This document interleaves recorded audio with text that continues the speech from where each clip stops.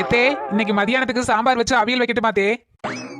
அண்ணி இன்னைக்கு நீங்க சமைக்க வேண்டாம், ரெஸ்ட் எடுங்க, நான் சமையல் பண்றேன். என்னடி சொல்ற, நீ சமையல் பண்ண போறியா? ஆமாமா, நான் சமைக்காம சோம்பேறியா உட்கார்ந்து திங்கறேன்னு ஊர்ல எல்லாரும் நினைச்சிட்டு இருக்காங்க.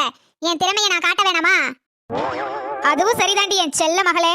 மருமகளே வேணும்னா பாத்துக்க, என் மக சமையல்ல தூள் கலப்ப போறா.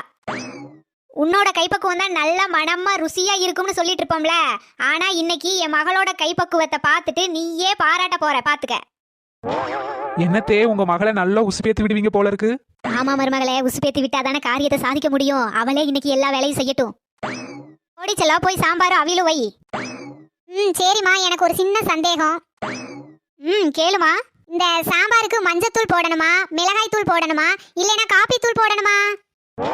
சொல்லுமா, என்ன தூள் போடணும்?